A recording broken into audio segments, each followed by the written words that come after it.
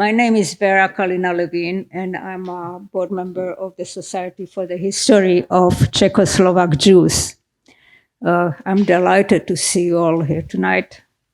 The subject of today's talk is a writer and journalist, Egon Erwin Kisch, who was a core member of the Prague Circle, a grouping of mostly Jewish German-speaking writers such as Franz Kafka, Franz Werfel, Max Brod. Egon Erwin Kisch is particularly well known for his development of literary reportage feuilleton, for his vocal anti-fascism, anti-Nazism, and support of communism. Our speaker tonight is Professor Chad Bryant, who many of you may remember from exactly 1 year ago when he moderated a panel of 4 authors discussing a new book on Jews in Czech history, Czech lands. Professor Bryant is a leading scholar of Czech and Central European history. He comes to us from the University of North Carolina in Chapel Hill.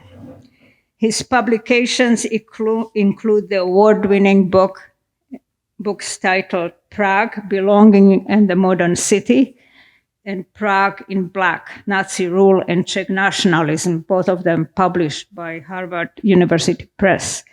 He has also written a number of articles and co-edited 2 volumes of essays in world history. He's currently completing a study about the Slansky show trials in Czechoslovakia, which will be published by Oxford University Press. Before I pass it on to Professor Bryant, I want to express my gratitude for the support our society has received from the Bohemian Benevolent and Literary Association, the Consulate General of the Czech Republic in New York, and the Leo Baeck Institute in New York. Today's lecture concludes our activity for this year. We'll pick up again in the fall, when we will host 3 distinguished historians who will participate in a series on blood libel, the false ritual murder accusations which instigated massacres, murder, and persecution of Jews for nearly 1,000 years. Magda Titer will be with us in September, Hillel Kieval in October, and Elisa Bemporad in November. Finally, on behalf of the Society, as well as of all our audiences, I want to express my deep gratitude to our board member, Pavla Niklova. I don't see her. Where is she? Oh, there she is. Pavla has been an incredible anchor of all our activities. Without her vision, dedication, and organizational skills, our events would not have been realized as smoothly as they have been. This summer, she's going back to Prague, where she has been named the new director of the Jewish Museum. So, Pavla, congratulations on this significant step and our best wishes in your new endeavors. We'll certainly miss you here in New York. And now, please welcome tonight's guest speaker, Chad Bryant.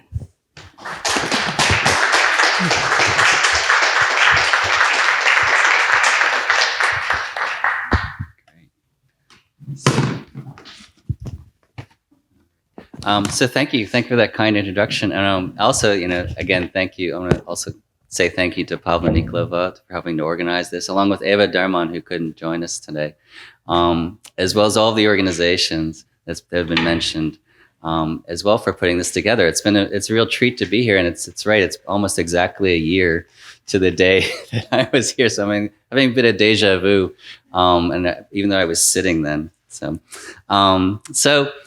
today, as you can tell, I'm going to talk about Egon Erwin Kisch, who is one of the 5 characters who around which this book that I published is organized. And this book is called, as you can see, Prague, Belonging in the Modern City. And in this book, each chapter is hooked around one person whose struggle was with belonging. I used to sort of narrate a history of the city, and also to talk about this concept of belonging, which I'm going to get to in a second. But before that, just a few little bio as a teaser of a sort for those of you who don't know Egon Erwin Kisch and his life. And he's actually a remarkable individual, and one of the people who I chose for this book because I think he deserves more credit and more thought and more interpretation than has been afforded to him. He was often sort of considered part of the Prague Circle along with Max Brod and others, but is often on the periphery of those interpretations. So in short, very quickly, Egon Erwin Kisch was born in 1885 in Prague to an eminently middle-class German Jewish family, and he attended various German language schools in Prague, including a high school, which I'll talk about in a bit. He then went on to university and had a short stint in Berlin, and returned to Prague in 1906, where he stayed until 1914. It was there that he established a reputation as a reporter and a writer, and as I mentioned, it was a sort of a peripheral member of the Prague Circle around Max Brod and Franz Kafka.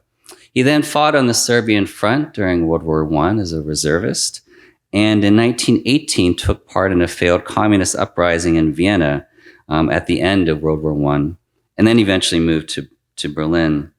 And throughout the interwar period, he was a very active member of the Communist Party, or communist parties, both in Czechoslovakia and in Germany, and became also a renowned travel writer, going to North Africa, Central Asia, Soviet Union, the United States, and other places.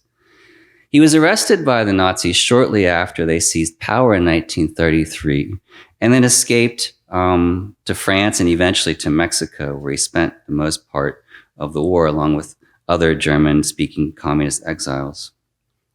So this is part of from his travel writings here.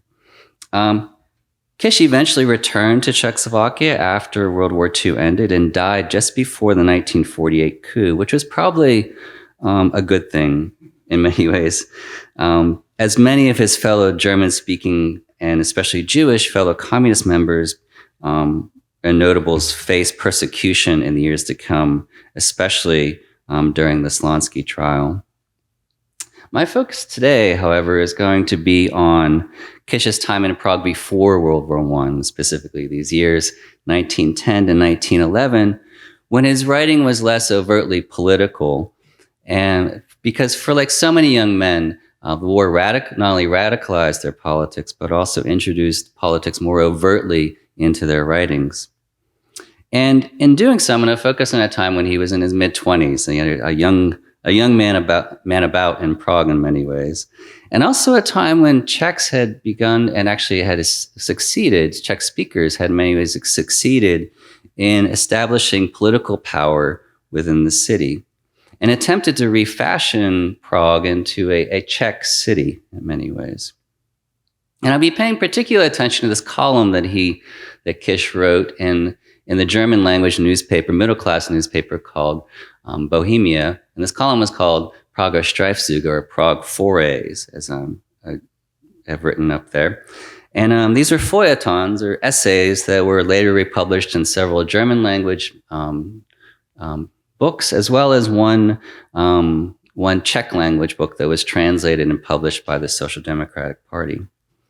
And I'm going to argue a couple of things here. One is that these feuilletons, and there were many dozens of them that he wrote them weekly over the course of about a year and a half, that these feuilletons actually can tell us two things, or they were doing two things at once. One, they were providing a counter-imagination to a city that was becoming increasingly imagined in various ways as Czech, and coded Czech in various ways. An imagination that was intended to be a counter to these middle-class Czech imaginations.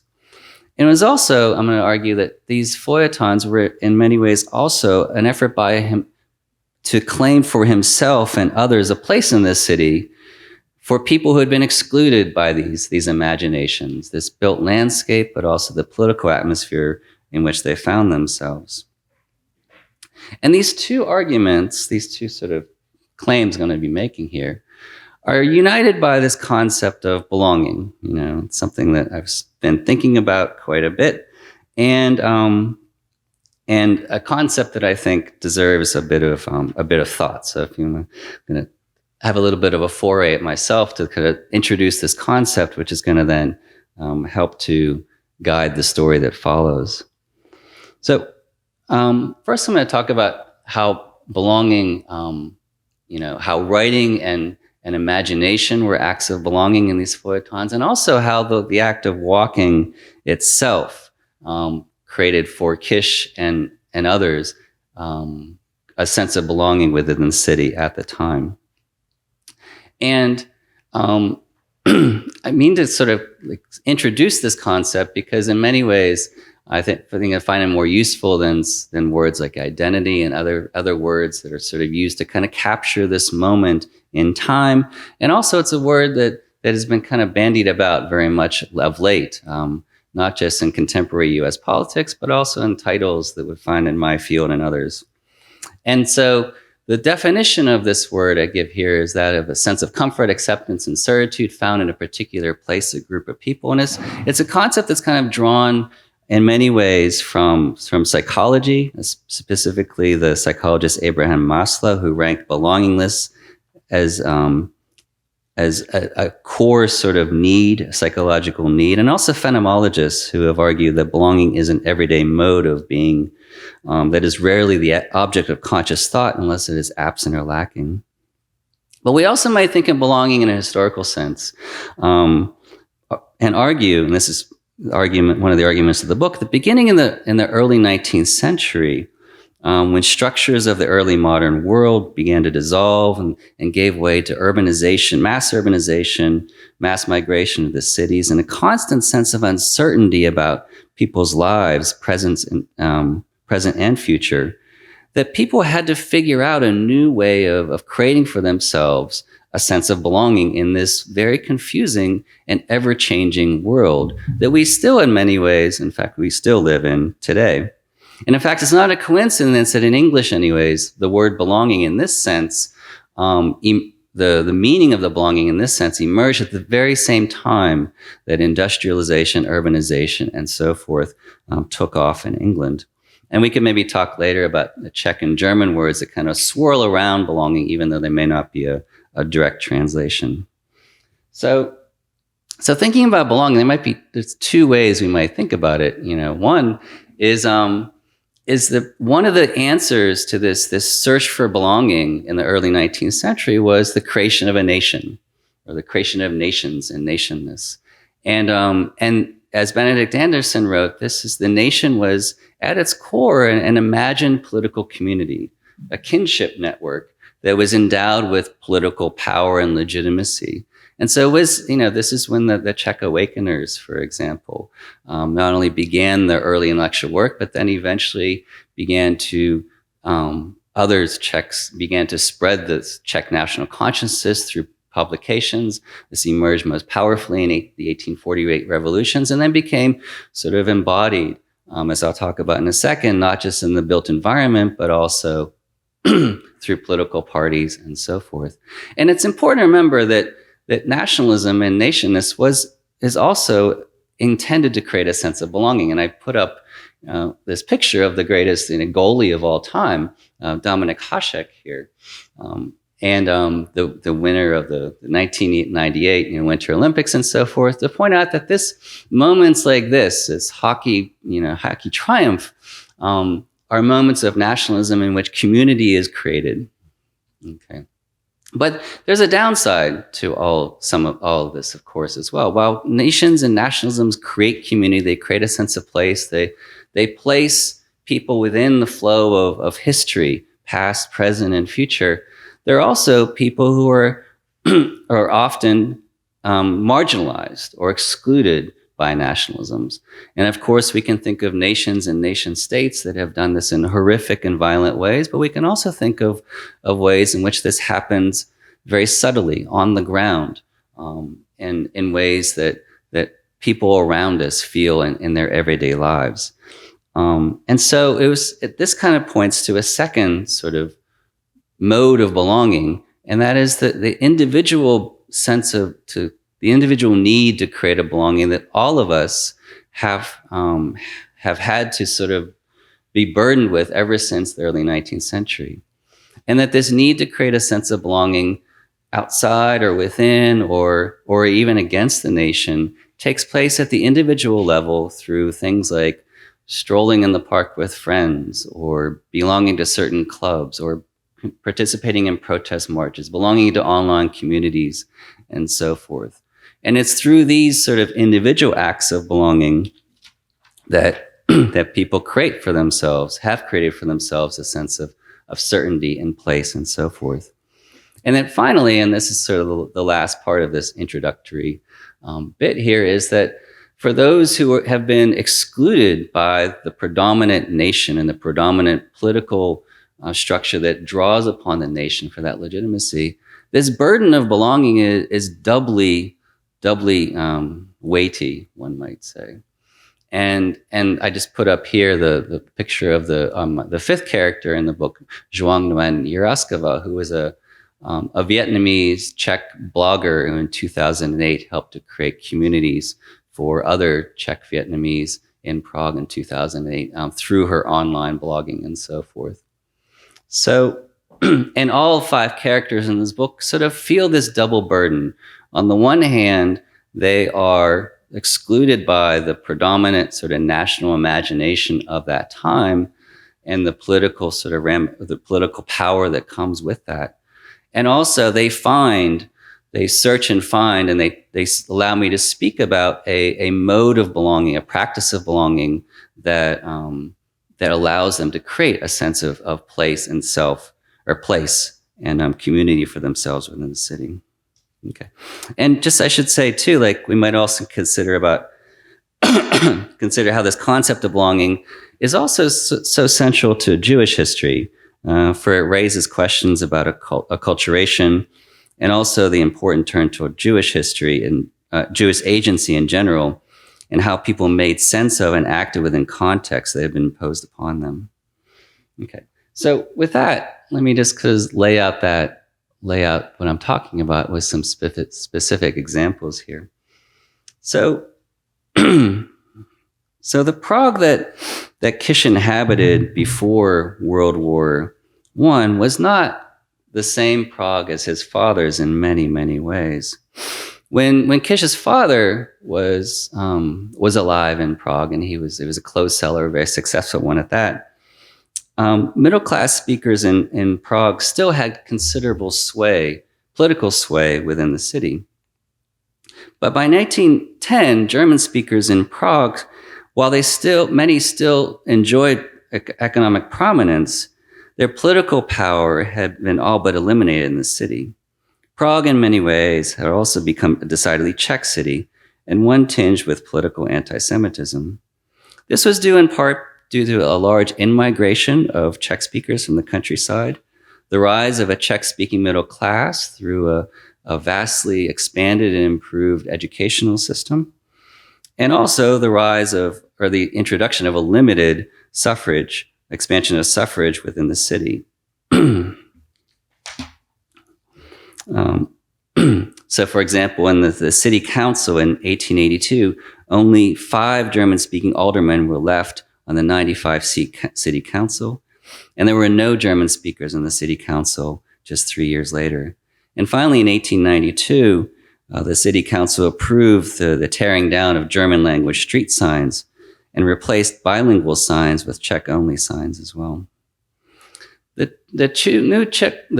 Czech political elites, who now found themselves at power, were also moved to refashion Prague in their own image and to claim Prague as a national capital for Czechs within the Habsburg monarchy. And the most obvious way in which they did this was through the cityscape. And here I'll, tip my hat to Cynthia Paces, whose book Prague Panorama talks about this and many other things in great detail about how Czechness and Czech identity and various notions of Czech history were expressed through various architectural schools, and also were contested in many ways over time. So here I'll just a brief run through some of the highlights of this time of massive building, of monuments and architecture that sought to express Czechness in its various ways, and in ways that, as Marek Nekolo writes, coded the city Czech in a number of ways. So this is, obviously the National Theater, first completed in 1881, the National Museum in 1895, Obecny Dům, or the Municipal House, 1905, which was actually built right in the middle of the core of German-speaking Prague, and various bridges too that were built that also expressed sort of the Czechness through the celebration of Czech national heroes and writers. The Svatopluk Czech Bridge opened in 1908. The Palacký Bridge opened in 1878, 2 years after Palacký had passed away.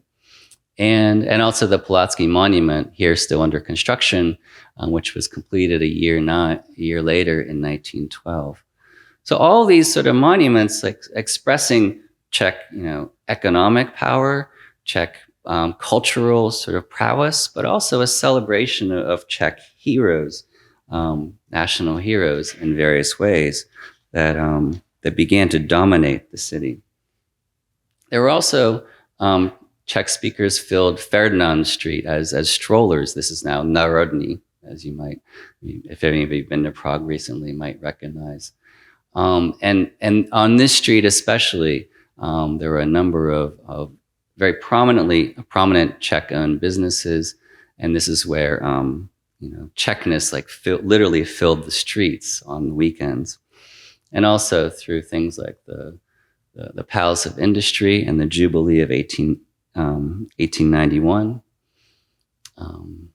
The Krzyżyk Fountain, I don't know if you've ever been there, this wonderful sort of dancing fountain that was a demonstration of Czech technological prowess because it could shoot water like high in the air, and it went along with music and so forth. And also finally the so-called asanace, the flattening of the former Jewish ghetto of Josefov, that was started in 1887 and eventually completed in 1912, which led to the destruction of 260 stone structures. And only thanks to the work of the Jewish community, preservationists, and several local notables, were certain things such as the Jewish cemetery and several synagogues able to be spared. And this is what what arose in its place, a sort of a French-inspired boulevards and apartment buildings and so forth. Okay. And I just want to, since I was here a year ago, I'll plug it again.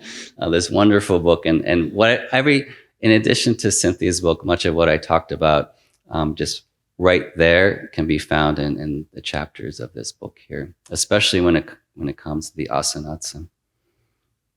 So should be said too that this was also a time in which political anti-Semitism and anti-Germanism, as well as anti-Czech sentiment among German parties, was also reaching its zenith in the years leading up to World War I. There were many anti-Semitic tropes surrounding Josefov before its destruction. In fact, it was here that Hermann Goresch wrote in his novel Biarritz. He had a chapter which implanted the idea of an annual meeting of the Elders of Zion, which became the core of the protocols of the Elders of Zion, conspiracy theory and myth. It was also times of political upheaval, such as the 1897 Bodny riots, which I won't go into the details, but long story short, was about the employment of civil servants within the Habsburg monarchy, whether they should be forced to learn Czech or not. And this led to the riots and protests on both sides, but also contained from both sides a very sort of a large number of anti-Semitic tropes and hatred and so forth. And this is part of a larger context in which various mass political parties were also gaining power, seeking votes, creating their own publications, and also among Czech language newspapers, employing a great deal of anti-Germanism, and German newspapers often employing anti-Czechism, and both, but especially among some of the Czech newspapers in Prague, employing quite a bit of anti-Semitism as well. So it was in this world that this is Kisch's world, the world in which Kisch was emerging as a young man and would eventually become renowned as a writer. And just to give a few quick statistics, to give a sense of how Kisch and many other German-speaking Jews would have felt isolated at this time, would have suffered from a lack of a sense of belonging, is just in 1890, German speakers constituted just 15% of the city's population. And in 1900, half of the city's Jews were German speakers, the other half Czech speakers. And that's another story, and one that should be acknowledged as well. But also geographically, beyond the numbers, is that as Scott Spector has written, many German-speaking Jews, including Kisch and others within the Prague Circle, inhabited this. I want to see if my clicker or my thing works here. Very much sort of inhabited this part of Prague. And as Scott Spector writes, there are numerous sort of references to metaphors such as islands or being isolated or hemmed in by larger sort of Czech-speaking middle class apartments and restaurants and schools that went around them in various ways.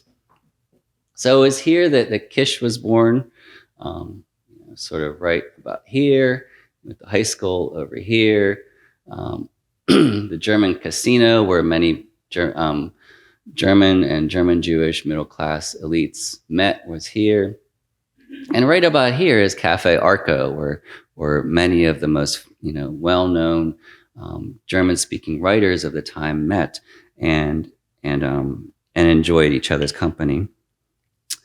And so it was within this world that Kisch and others, one could argue, felt very isolated and very sort of hemmed in. There was also another place down here, which was quite different from Cafe Arco, which was a fairly upscale cafe of sorts. Down here was a Cafe Montmartre, which was a rowdy place for artists and included Czech and German-speaking artists such as Jaroslav Hašek. Okay, so now sort of I guess we can see some pictures here. This is the German-speaking Corso for strollers, which is now Napřikopě or Graben. This was the German casino, where it was sort of a meeting place and social house for a lot of civil society organizations within German-speaking Prague. This is Cafe Arco here, where the so-called Arconauts and the other members of the Prague Circle met, and this is Cafe Montmartre, where Kisch and others met and danced their way through the night. Okay, all right. So now on to Kisch more specifically. So Kisch arrived to Prague in 1909, 1910. And his first job at the Prager Presse and then eventually the Bohemia newspaper was that of a crime reporter. And crime reporting was at that time, one of the most sort of lucrative and sensationalist and sort of genres within the newspaper industry, and both newspapers eagerly sort of took up Kisch's writings about crime, even though in retrospect or in reality, there was very little serious crime in Prague at the time. Even though Kisch and others reported about murders such as this, and this is like a representation of one of them by Jakub Sikander. In reality, in 1910, Prague was 138 times more likely to die of tuberculosis than of murder. So, and no one reported about tuberculosis. It wasn't much entertainment in that. In 1910, however, Kisch earned. He was offered the opportunity to write a column for Bohemia, which was the premier German language, middle-class liberal German language newspaper of the time, to write a column called Prager Streifzüge. And he chose the name Streifzüge very consciously, which I translate as foray, but it's actually many layers of meaning to, which I think says a lot about these columns, which I'm going to describe in just a second. Earlier, Streifzug meant a foray into a military incursion of a sort. But eventually, by the time he began writing this column, it began to mean in German a sort of wandering or a movement that does not have a particular goal or destination in mind, but with a definite purpose, whether it be to enjoy the experience or understand something by way of queer inquiry. And so for Kisch, these feuilletons or Streifzüge, or forays, were writings that meandered up through various topics, driven by a spirit of inquiry. And his investigative forays made no claim to expertise. They contained no bold, definitive conclusions, even if they did create a sense of empathy, while subtly and often ironically commentating on the social maladies of the day. And in doing so, he actually turned his focus on the crime reporting and the many themes of crime reporting that he had been actually participating in himself. And he also turned his focus on middle-class imaginations of the city, and especially Czech imaginations of the city. And in doing so, pointed out the disturbing and uncomfortable poverty in the midst of golden Slavic Prague, and therefore also providing a counter-imagination to things like the National Theater, Obecny Dum, Svatopluk Bridge, and so forth. So, in one of his earlier feuilletons, and this is called Die Wirtschaft in der Festbank, he writes about going from Charles Square, which was not far from Pulaski Bridge, onto this lane in which no one who would have been very few people who belonged to middle class society, whether they be Czech or German, would have ever gone. And as he writes here, this once you go into Moran Lane, which declines into Václav Line and then left into an inhospitable area, here one finds the darkest Podskaly, one-level houses with abandoned shop fronts, which now serve as living quarters, lumber yards with crooked, rotten planks, all dilapidated, freight wagons under the open sky, an old man with an oily, glistening newsboy's cap, a cane leaning against his knee, sits in front of a building, and one can just imagine the life's tragedy of this raftsman. And it was places like Podskaly that he often became the focus of these various feuilletons. And in doing so, as I mentioned, sort of tried to point out to readers these very different Pragues, these very different people's lives, these very different built environments that existed literally steps away from the middle class areas of the city that so many of his readers would have been familiar with. And in fact, this particular feuilleton was a setup to a larger sort of essay about Fishpanka, which was a prison for petty criminals at the time. He also wrote feuilletons about Pankratz, the newly built prison of the time, and also visited various. It's another picture of Podskaly here. And ice haulers in Podskaly, which he also wrote about.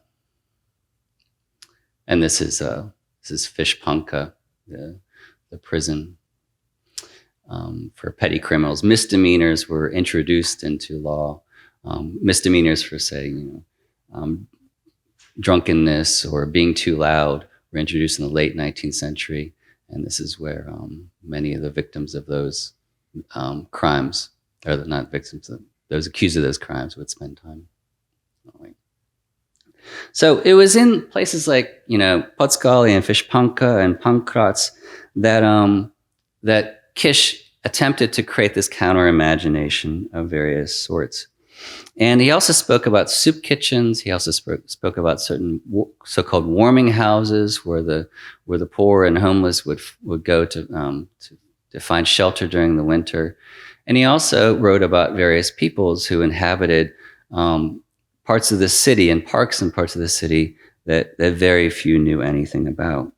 He also imagined for the city a series of characters, or talked about people's lives who didn't fit into this sort of the middle class mold of efficiency, of labor, of career, and even sort of respectability as understood by middle class writers or middle class citizens at that time.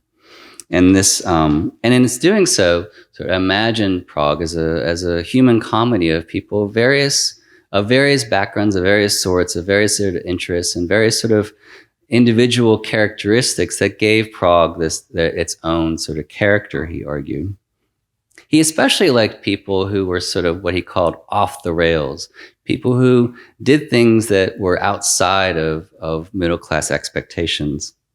And one person, which he wrote about in great sort of with great loving detail, was a man named Ferda de Podskal, Ferda of Podskal or Podskály, who I won't read the whole thing here too, but has this fascinating career of first becoming an amateur zoologist as a young man, and then hawking macaroons, claiming that they were kosher when they actually weren't, and then he eventually even set up a flea circus outside of the gates to the Barnum and Bailey circus when they came to town one day, claiming in an effort to claim that he's got to beat back the Americans and do Prague right by showing our own, or Prager's own sort of talents.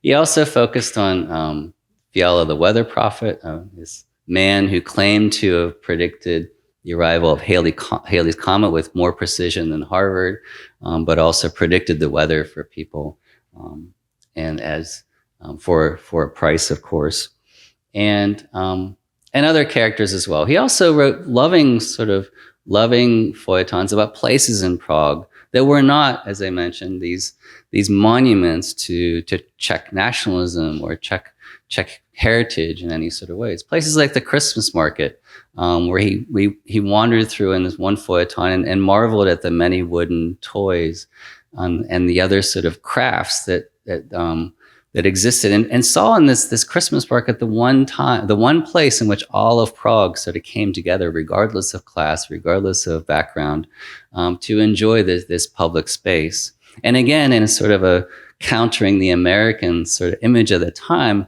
he talked about how these wooden toys were so lovingly crafted and so like imbued with this spirit of this particular past, as opposed to these mechanical things that were appearing on Coney Island for the first time at that time. So, let's see if I have another. Yeah, and there were other Prague institutions too, such as this. He loved the street sprayers, which cleaned the streets so well, and were often also the plaything of children who would follow them around in the summer, and then get sprayed by playful drivers, and also other places which I'll talk about in the book. One called Cafe Candelabro, which was actually it might be the very first food truck in the world. I have yet to figure out another example of it, and in which stayed open all night and served, among other things, grog up until the wee hours in the morning. So to summarize, you can see very consciously, he's not going to the well-known monuments. He's not going to sort of middle-class denizens. He's not going to things that reflect anything that's particularly Czech or even German, one might say, but is seeking out the down and out, is seeking out Prague institutions or Prague traditions, and also seeking out people who were not part of this dominant narrative. And one can argue that in doing so, he was writing them into history. He was writing them into the narrative of the city, and in doing so, also narrating himself into that very city as the observer and the participant in this sort of this off-kilter vision of Prague.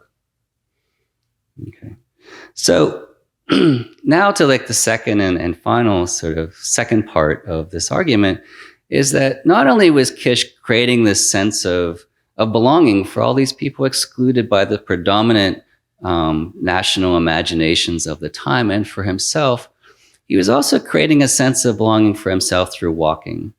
And here, just to sort of give a brief sort of sense of this, is that Kisch loved to walk. He walked all over town. He went on pub crawls all the time. He walked with friends. He walked through the Christmas market, as I mentioned. He walked to work. And each feuilleton itself was also set up as most of them began with a walk to some place that then he pursued either this investigation of a lesser known place in Prague, a down and out place, a character, a soup kitchen, or something else that provided this counter imagination. And in doing so, he was also sort of participating in sort of bringing to light this new act, which had become so important to people in the city, that is of walking. It was later in the 19th century that for the first time sidewalks began to appear on streets. Streets were lit up at night so that people could walk more safely at night as well. And people walked to work. People walked for pleasure. The practice of strolling emerged in the early 19th century and became one of the most favored pastimes on the weekend for many Praguers, including members of the working class. People walked to shop. People walked to go to the theater, and they walked for pleasure. And some people, like Kisch, simply wandered. So, and it was through this that Kisch in his writings, and as I said, also through the introduction of his feuilletons, seemed to be suggesting that by walking is creating a sense of place for yourself and your readers, that it can create a sense of belonging through what we would now call, or what human geographers would now call, emplacement. Or as Bell Hooks once wrote, searching for a place to belong, I make a list of what I will need to create firm ground. At the top of the list, I write, I need to live where I can walk. I need to be able to walk to work, to the store, to a place where I can sit and drink tea and fellowship. Walking, I will establish my presence as one who is claiming the earth and creating a sense of belonging, of culture and place. And so it was through these forays into Prague, that Kisch was not only creating a counter imagination, he was literally stepping on stones and creating a sense of place for himself and his readers in various parts of the city. And in doing so, claiming Prague as his city, and as his city as well as the city of others as well. And also that for him and so many others at this time, urban belonging became tied to walking. And I can maybe talk about that later on with some more. And just to kind of bring it all together, I want to sort of make an argument too that Kisch not only was one of the first sort of writers in this part of the world to celebrate, walking, and walking as a sense of not only understanding place, but also creating a sense of belonging within the city. He was also one of the first people to sort of celebrate urban encounters as part of this urban fabric and this urban experience in which we all know so well today. And of course, he was doing so within the limits of his own class and subjectivity. I mean, he could always go back to his middle-class apartments. The people whom he visited in the down-and-out pubs or in Podskali could not follow him back into middle-class Prague, and they would not be welcome in many of the cafes or cabarets that he participated in. So that's by way of saying that there are limits to or there are sort of some cautions that we should have in my very sort of positive view of Kisch. As Max Brod once wrote about Kisch, and this was much later in his life, he said, "What a shame that in Kisch's many books, Kisch experienced or pretended to experience in the criminal world, the milieu of horrors and so on, is written with this reaction in mind. How the good citizens of Prague, the subscribers to the chauvinistic German newspaper Bohemia, will be astonished by my wickedness. This sidelong glance at the impression he produces is really an unartistic element in Kisch's work." So what he's getting at there is that Kisch was also, all of these feuilletons were also filled with humor and irony, and Kisch was often the central character in all of them. And there's often a wink and a nod to these visits to the down and out and so forth. And as I mentioned, he could always go home to his middle class apartment and so forth.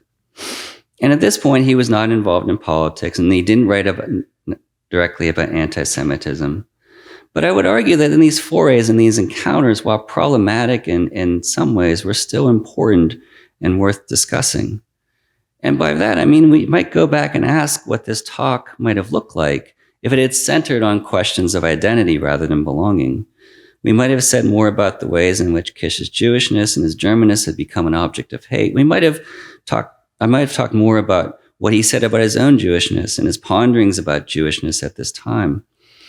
And much has been said about Kafka's fascination with Yiddish theater performances at Café Louvre on Ferdinand Street at the same time.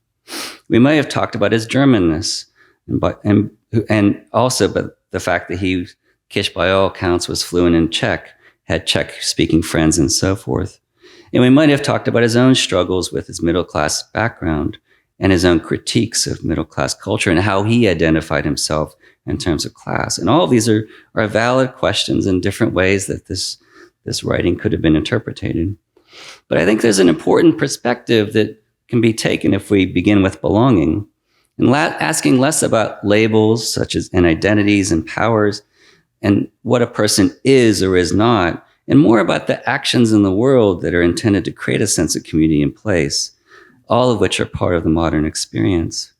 And I would argue that Kisch's primary concern at this point in his life was belonging, not identity, not who he was, but how he was creating his own sense of place and community in the world.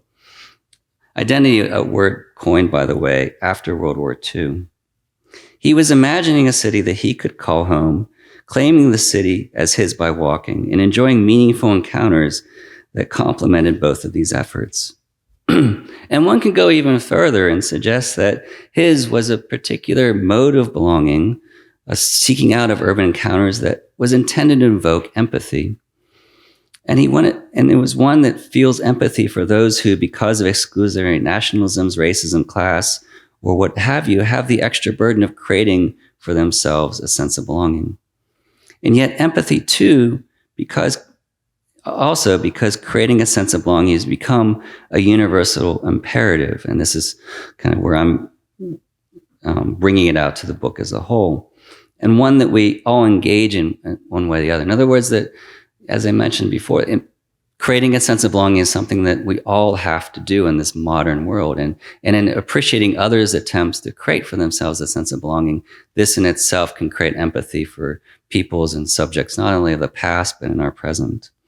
And this, I think, is an intellectual and emotional, one might say, act that in these trying and hate-filled times perhaps is more important than ever. Okay. Thank you.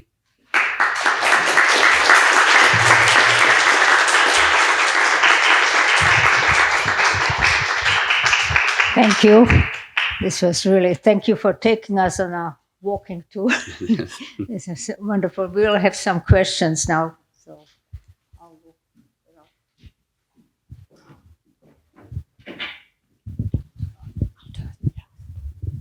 Thank you. So how do you yourself get to know or teach or learn about Kisch? Is there any special relation, or is it just a topic you picked up in your studies? Oh yeah, no. So I've been going to Prague since the early '90s, and I love to walk. So I was like drawn to him, and for several reasons, and I think I first sort of came across him thanks to actually, I was giving a talk about another character in the book, and someone came up to me and said, have you thought about Egon Erwin Kisch as a potential character? And one of the reasons why I was kind of drawn to him was that, one, in order to write a book about a person using their writings, they have to have written a lot. So luckily he had written a lot, and but not many people have written much about him, especially in English. And also what I liked about Kisch as a writer at this time was that he like I said, he was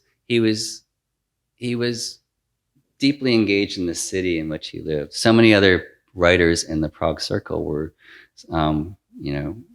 they weren't engaged in the actual lived lives of people at that time. So that's one of the reasons, or some of the many reasons that I chose him. And I also wanted to choose a German speaker in the book, since my other ones were all Czech speakers of various sorts.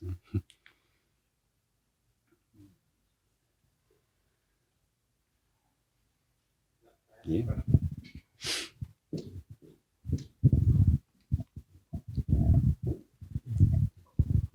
Thank you.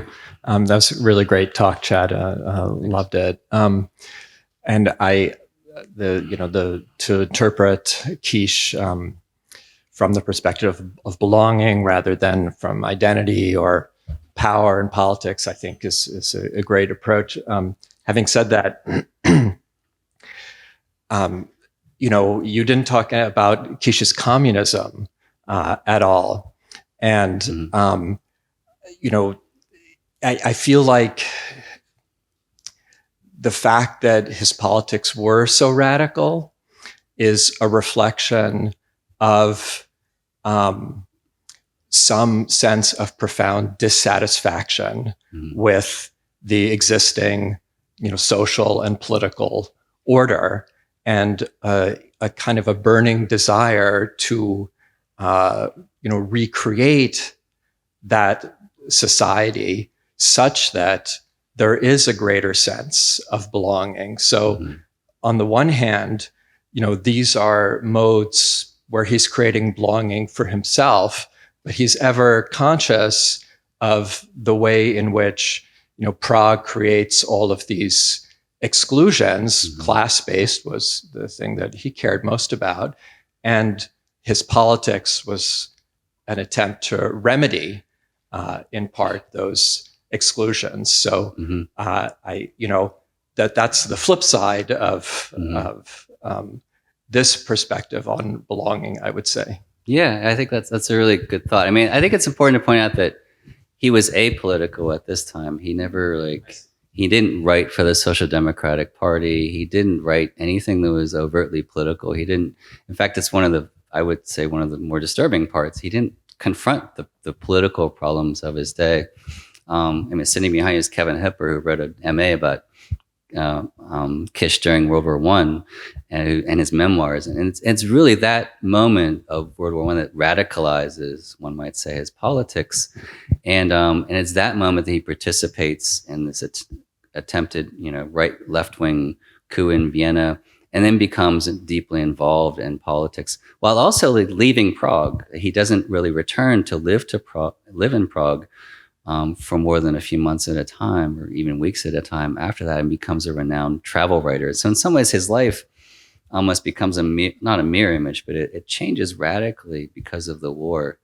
And I think, and now, of course, and just to add, in the 1950s and 60s, after Gottwald and Stalin's death, when Czechoslovak writers within the communist regime were attempted to resuscitate Kisch's memory and sort of appropriate him as a communist writer. And also this was an effort to sort of smooth over relationships with communist or East Germany and so forth as well. And there, like the way that they narrated his life is one of emerging social consciousness giving way to political consciousness in a classic sort of socialist realist way. But I guess my take on his writing is that he was 20 years old, wandering the city, like enjoying, like realizing this power of being a writer, and also kind of figuring out something that maybe there's a germ of something that was then activated or radicalized by the war. But I think it's really important to point out he wasn't political as of yet, even though one can imagine the raw materials for his politics emerged in the interwar period. So, yeah.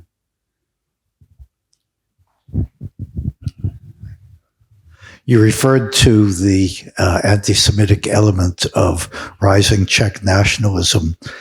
Should we also assume that Kisch emphasized that while de-emphasizing the anti-Semitism that was present in the German non-Jewish elements of Prague society? Yeah, well, that's another thing that he didn't talk about. I mean, in Prague itself, I mean, as Gary Cohen has written, within Prague itself, middle class German-speaking politics was extraordinarily welcoming of Jewishness. It depended on German-speaking middle-class Jews for votes. It depended on them for their social, status, and in many ways, this was one of the most welcoming, one might say, places for middle-class Jews in Europe, German-speaking Jews in Europe at the time. It was in the other regions that the early sort of pan-Germanists and the anti-Semitism in now in the Sudetenland and in Vienna with Lueger and so forth had become extremely hateful, and he didn't comment on that very much at all. And it's something that also one should say his brother also kind of strangely enough sort of dabbled in, and his brother Paul actually dabbled in this pan-German movement for a little bit, which kind of like complicates even further the story of how he sort of failed in many ways to confront anti-Semitism, whether it be Czech or German on both sides. But it's a great question, and I think it's very important to point out that anti-Semitism cut both ways at this time in Bohemia, but also throughout the Habsburg monarchy. You're right.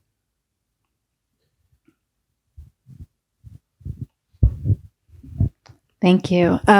As always, wonderful talk, Chad. I was just, as you were sort of reading the excerpts, I just kept thinking of Neruda. Mm-hmm. And I was just wondering if there's any evidence that he was familiar with that prose, because I mean, I know that the feuilleton was popular throughout Europe and that this was kind of a style, mm-hmm. but some of the humor and that kind of idea of the middle class person kind of meeting up with people of other social classes reminded me so much of some of Neruda's writings. Yeah, that's a really great point. And there's also Kukla was writing just before this as well. There were other writers who were also I should point that out. Other writers who were wandering out into like sort of the so-called down and out parts of Prague, and especially during the Jasenoce too. This became a subject of a lot of sort of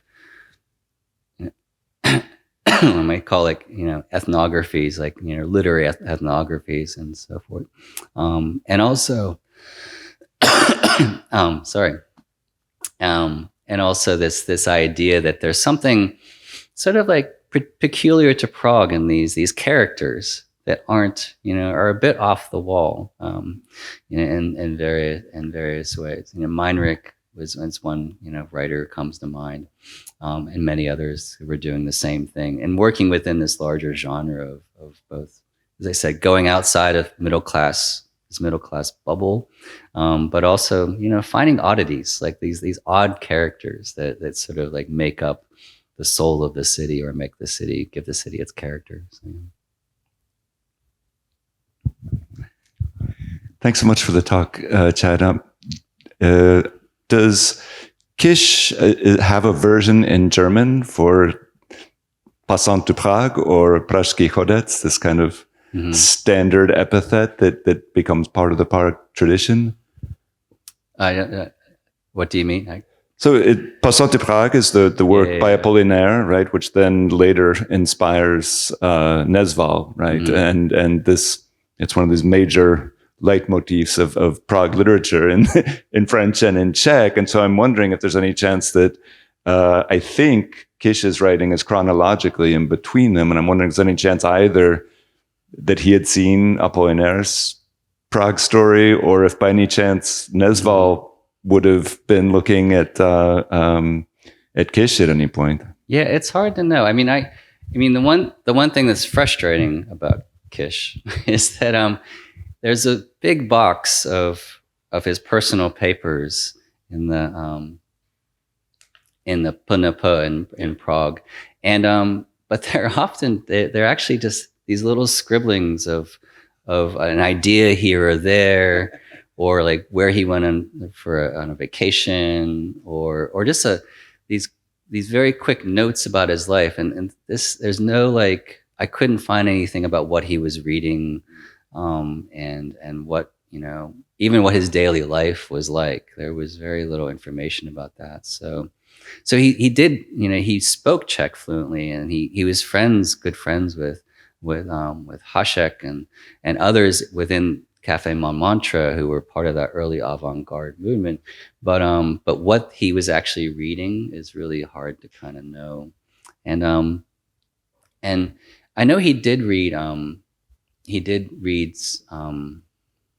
some early 19th century, like 1830s works on walking and the introduction of walking in German cities throughout that time.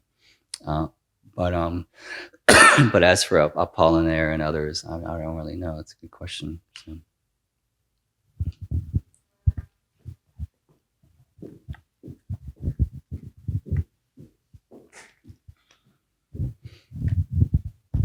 Thanks. So, Kisch spent a big part, the most important part really of his life in Berlin, where he wrote for the Tageblatt, other papers, I think the Rote Fahne. Did he ever become a German citizen, or was he an Austrian citizen? Do you know that? No, that's a good question. I don't know. I assume he did after the war. After World War I, he became a citizen? Before the war, he actually went to learn the newspaper trade there as a student at university. I don't know if he would have become a citizen. Well, I do know he was arrested after the Reichstagsbrand, and then he was deported, or the Czech government asked for him to be sent to Prague. So evidently he was still a Czech citizen, but he could have been double citizenship. That's. I don't know his citizenship. Okay. He did, like, at the end of his life, he did move back to after Mexico. He moved back to Prague after a long sort of way there, and I believe he still had citizenship then. But it'd be interesting to trace that out too, like as a, why his citizenship was not revoked, given that he was, a German speaker. And just all the legal sort of, I haven't seen those documents, so it's a good question. And also just, the fact that he moved so freely around the world, it'd be interesting to see like what kind of, like what allowed him to do that, and whether his like citizenship status at any point was a hindrance. So yeah.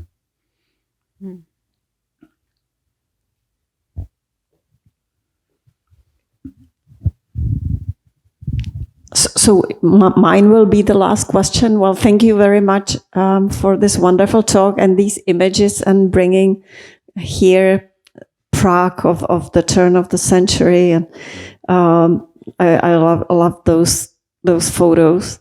And I'm sorry if I missed at the beginning. What are the other people that your book is about? Oh yeah, I skipped it. So the first person is Karel Vladislav Zap, who was the first Czech-speaking guidebook writer, who wrote that book in 1847, 1848.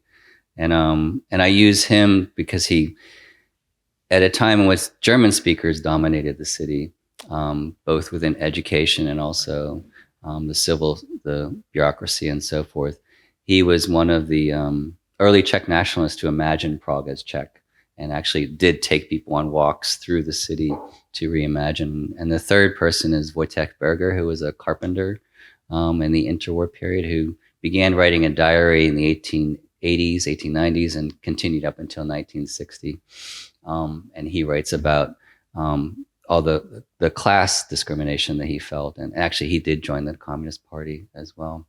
And then the fourth person is Hanna Frekova, who was the daughter of Ludwig Freke, who was one of the Slansky trial victims. And that's the story of her sort of finding a sense of belonging within that communist regime, within the theater. The last is Zhuangnuan Yeraskova, and that focuses on 2008. And this attempt by the Vietnamese community to find a sense of belonging in the city. So. Well, thank you very much, and thank you for this talk. And please buy the book. Join me in thanking Chad again. Thank you.